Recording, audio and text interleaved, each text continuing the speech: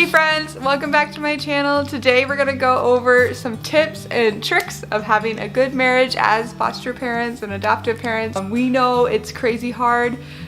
We are married, obviously. This is my husband, Chad. My name is Winter, and we have 4 children, all adopted from the foster care system, 3 boys and a little girl. And over the last 6 years, we've had 14 kids in our home, including respite care. So we just figured that out this week. That's a lot of kids. And we wanted to share with you guys the best tips and tricks that we have to have a solid marriage and a fruitful marriage, and to even like thrive when it's really hard as foster parents. We've said this before in the past, we never say yes to a placement unless we are completely connected and both saying yes. Even though like I would want to say yes, he would want to say no. We don't say yes just because one of us wants to. We both have to say yes to a child. She usually says yes to like everything. Yeah. Everything. Sometimes I'm like, I don't really know if you should do it, but I feel bad because who else is gonna do it? Yeah. So I have those thoughts, and like it's like, I don't know. There's always the feeling of you have to, because like that's what you're in foster care for, right? To take any kid that they offer you. Yeah. And you feel like you should, but it's not always necessary. True. It's not always good for you, and you guys know my story with that. But we wrote down some of our best like advice that we have. I feel like we have a decent marriage. I feel like we I feel like it's pretty good, you know? It's okay. It's all right, you know? Like I feel like Jenny would give it the our 6-year-old. I feel like we have a pretty good marriage, and I feel like we do have something to offer here that some people don't, and I feel like we do thrive as a married couple. We do like each other, we do respect each other, and I think that there is a lot of reasons why that is true, and we worked really hard for that to be true. And so I wanted to share with you our best advice, our best tips and tricks of how to have a fantastic marriage. So I mean, you're always gonna spend time with this person, so you might as well like it, you know? Like, let's enjoy our life here, guys. Okay, so our number 1 tip, and I think this is number 1 besides like, you know, loving God, is like honesty. We have thrived so much with honesty in our relationship. We like, if something bothers us, we say it.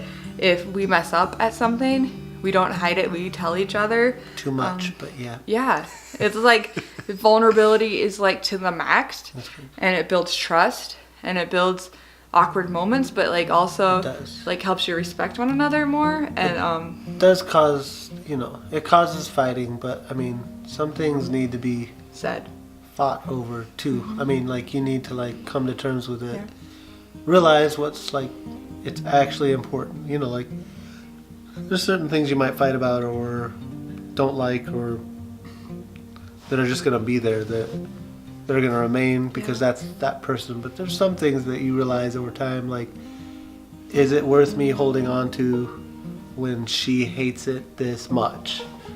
And you gotta kind of like, I mean, I think every married couple has to struggle through that. Yeah. It's like you're not going through hoping you're gonna change the other person is a bad way to do it, but you going through your marriage never planning to change anything isn't a good idea. Yeah.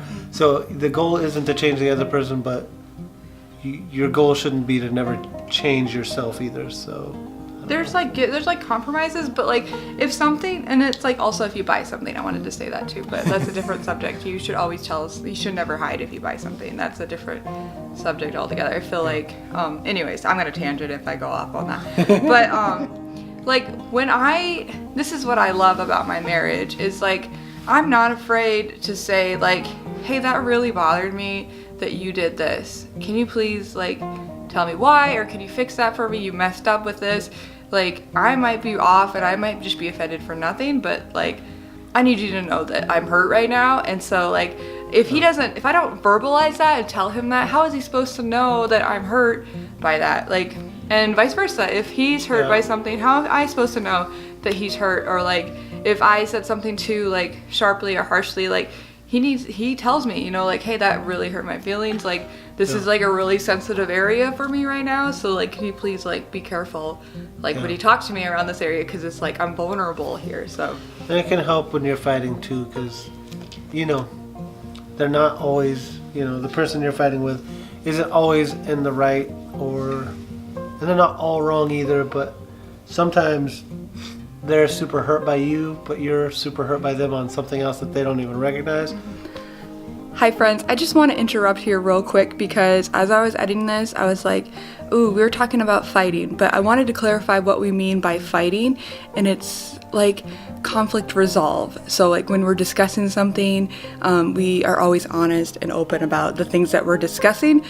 We are not condoning like any kind of abuse.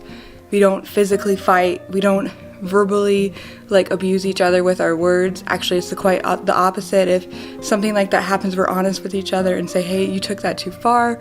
And that's the kind of fight we're talking about. We're not talking about physical abuse, manipulation, mental abuse, any kind of emotional abuse. We're not talking about that at all. So that is not what we're talking about. So I just wanted to clarify that. Back to the video. It's okay to fight, and like it's okay like to be different. Yeah. You know, like I think that if you're not like saying something or you're not being heard, like something's wrong. Like someone's lying, you know, like there's no perfect people out there. And like I feel like it's not like you're fighting. It's okay to just like have a disagreement and discussion and like hash things out deeply, and like that's how you grow as people, and you get stronger and stronger and stronger, and how you understand each other more, and then like you get into like real life, and real life is messy. Like we are foster parents. Real life is messy. Like these kids are hurting. We need to be vulnerable with each other. We need to be able to hash things out. You're gonna actually fight with your foster kids a little bit because they're gonna be mad at you. Like I've had some of my foster kids say, like, I hate your guts. You're not my mom. You know, like like that's normal. And like I'm like, good, we fought right now, and now we're going to discuss, and we're getting it out there. We're letting our emotions become raw, and like that's like what happens when you fight and you get things done. You just get in there and get things done. Yeah. Right? Yeah. You agree with that? That's good. Mm-hmm. That's good to know. I like truth, so yeah. Even if you say something that I really hate, I like it more than somebody who just tells me what they think I want to hear. That's really true detest people like that. Like small talk is like not my thing at all. Yeah, it's true. I like small talk, so we're completely different in that way. Like but I don't like it in the I love talking about like every little detail of everyone's lives, and I like knowing things. But she cares about like their lives, and like so. But she cares about my life. I know. I'm not saying that. I'm saying, but when what she does, I wouldn't consider small talk. She actually cares about what she's asking about. Most people that ask you things don't really care at all. How you doing there, boy? You having a good day? How's that going for your life? He hates that kind of stuff. He's from the South, and that's all they do all day long is talk small talk. And I think that's probably why. I don't know. I just don't like people saying things they don't mean. Mm-hmm. So. Bless your heart, boy. All right. What's that even mean? I don't know. Bless your heart. They say that where you're from all the time. I don't know. I know. This builds trust and vulnerability is what I'm trying to say. And then it's okay to be different, and we talked about that a little bit already. And then the next part of this is like talk to each other every single day, and like I just feel like that's so valuable, and like make a point to spend time with each other every day, and not just like being physically intimate with each other, where that is a good thing, like to be physically intimate with each other and like awesome, but also like the connecting on all levels is something that we do that like is like essential to our marriage. I know, like I lived on my own a long time before I got married. Like I was like 28 when I got married to her. So, and I spent a lot of time in other countries living by myself. So I got very used to living alone. Yeah. And I liked it. And I could easily approach my marriage the same way. Like, you are really taking me off right now. You know what's funner? Video games. See ya. Yeah. Like you know, like really just, easy to do. Like I mean, and it is. But we actually got married because we were good friends. And I see a lot of couples do it.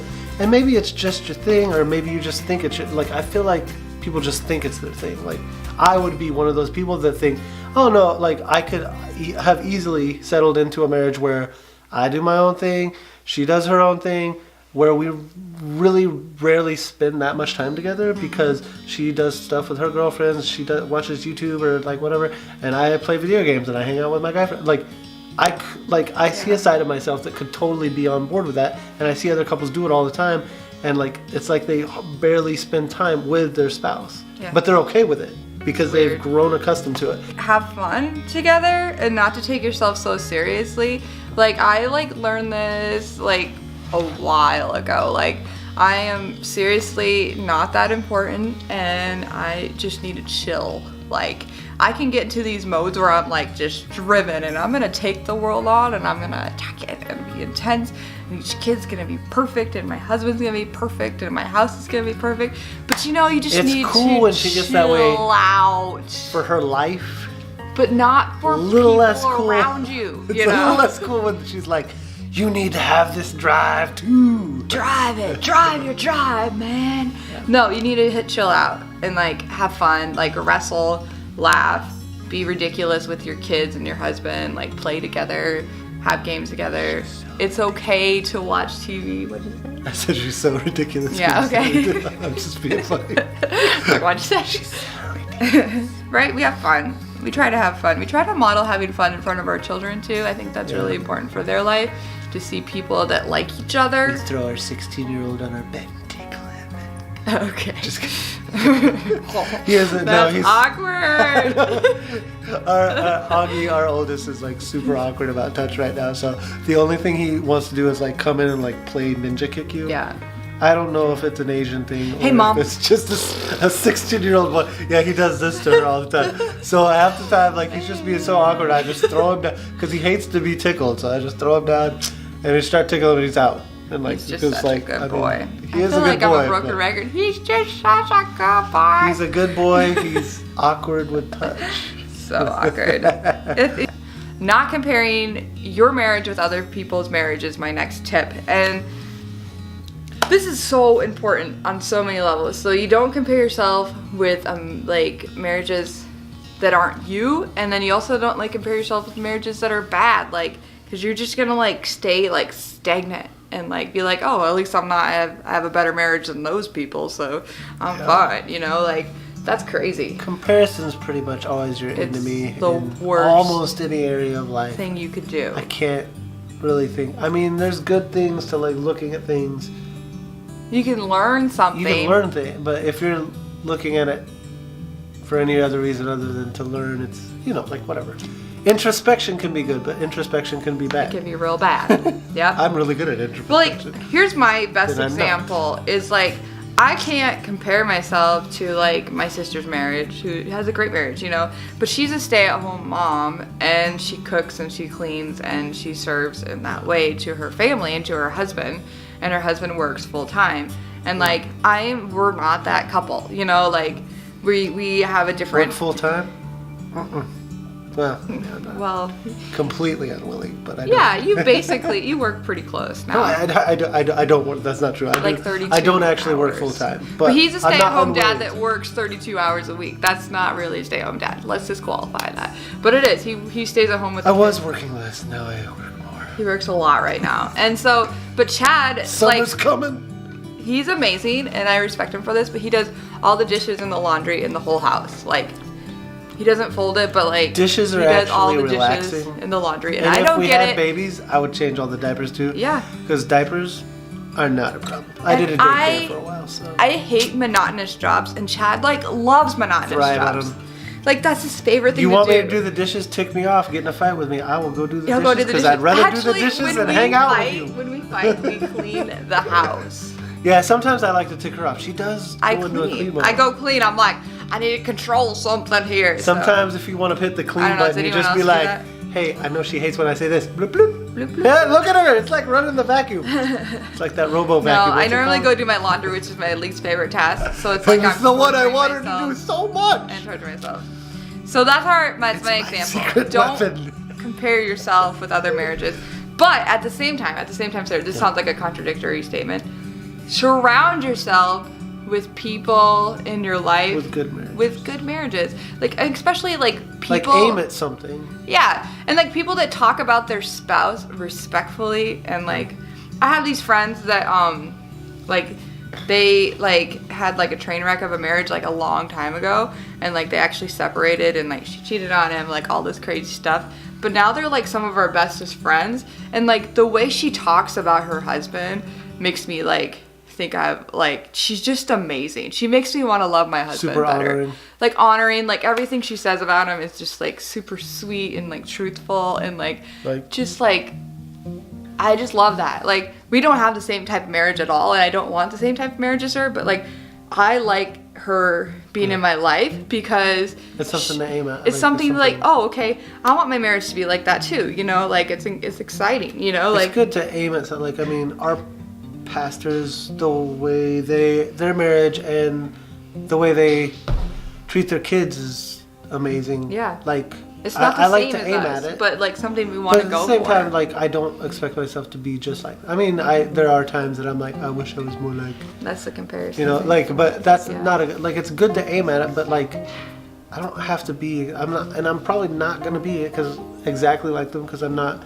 But there's elements to what they're doing that's good, and I should take those elements and use them. Mm-hmm. But it's just like there's elements to other people in our lives, marriages that are bad, and I don't want to be like.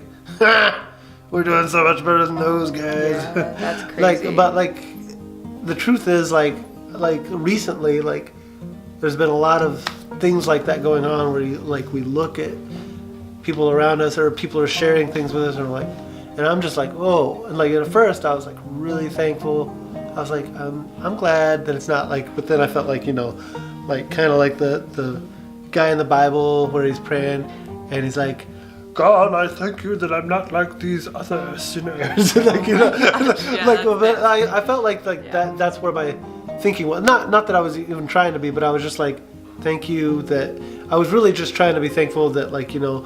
But then thinking about it that way, I was like, honestly, like, I mean, a lot of these tendencies that got these people into these messes that, you know, I was finding out about or that people were sharing with me, are tendencies that I see in us. And then I was thinking through. I was like, they're in every marriage, and if you don't deal with it, like any of those scenarios is us or anybody. Like that's the reality. It's like marriage is forever, and if you don't keep growing and dealing with things that need to be dealt with, I mean, you're not. It's gonna not be forever. I mean, it is forever, but I'm just like, but it's gonna be a bad forever. Yeah. Like if you don't, you know, if you don't stay on top of it, it just is. It's not one person. Like we all tend to gravitate towards our own needs and our own self, and if we want to just stay in that, we can do that quite well. I mean, like, and then things just fall. You know, like certain things fall apart if you don't watch them. So I'm just thinking about how you said marriage is forever. Marriage is forever. Technically, just tell you die, but whatever. Like, it's well, logistics. Make God the most important thing in your life. Your tuna. And like all wisdom and insight will come from Him. And so like I like me better when I'm like connected to Jesus, and I like Chad better when he's connected to Jesus, and I like Chad. Like, I like to like him better, like, when I'm connected to Jesus, and he likes to like me better when I connect to Jesus. Like, and, like, he gives us such good ideas, and in the Bible, there's so much wisdom and insight. I mean, there's this, like, it's just, like, a no-brainer. It's good. If you want to have a good marriage, be connected to Jesus. Yeah. Word. He is pretty good at it. You know, he did make the idea. It's a good idea. Even though he's never been married. But he's gonna be. He's gonna be married. I was like, wait a second. Share your dreams with each other and also dream together. That's my last tip. Wasn't expecting that one. What are we dreaming about? Well, I love dreaming, and I love to share my dreams with Chad, and I think that's really important for us to always be looking forward, and also to have dreams with each other, and to like think about things we want to do together, and to like build our life upon each other and not apart from each other. So like if you're always dreaming of something that your husband doesn't want to do at all ever, like that could be really discouraging. Like, you know, like, I think it could work for Winter because she dreams a lot of new dreams all the time. So it just depends on the moment. Actually, the other day, someone said like, "Hey, Winter, do you want to start an orphanage?" And I was like, "Depends on the moment." Hey, I just want to say, I just want to inject this. right before we got Augustine, the placement of Augustine and A, which are our first kids. Oh, you can't share that story. Why not? The India. She wanted to move to India. It had That's a really good idea. She had me fully convinced, and I still kind of wish we had. I mean, not that I don't want. I'm glad we have Augustine and I'm glad we stayed, but I'm just like, still like, I kind of like. She's like, I got this harebrained idea that we should move to India. No, it's a good idea. And be missionaries. With and orphans in India. It takes me a little bit because I don't like receive new ideas very well. I'm an old dog. I hate tricks, especially new ones. All right, so, but I get on board with it, and then we ended up not going. But I still kind of want to go. Yeah, she did that I to do me. want to go. I think that I read this thing once: you go until Jesus says to stay. I don't know. My Bible college teacher just said, "You go unless God tells you no." Go until that sounds more catchy. I went for like 8 years because he said that. I was like, in the class, and then you met me, and he's like, "No, no, no," and I'm like, "Hey, that's why I married you, cause you go." What do you do? Then we stopped going. I don't know. Because they came. So, okay, I hope you guys enjoyed that video, and I hope you guys enjoyed listening to us ramble about our marriage. We really do have a pretty successful marriage, and I feel like it's good. I keep kind of mumbling that. A pretty successful marriage. Anyways, I also wanted to put on here on the end of this video I will say we don't get paid for our marriage, so I don't know what makes a successful marriage. But not professional marriage, that's No, for not sure. professional. Because we aren't paid for this. So at the end of this video, I just wanted to thank you guys so much for watching my videos. I just feel like in the last 2 months, there's been so many people watching our videos, and I just feel so loved and cared for by everybody. And if you made it to this end of the video, to end of this video, you guys are those people that have been watching them.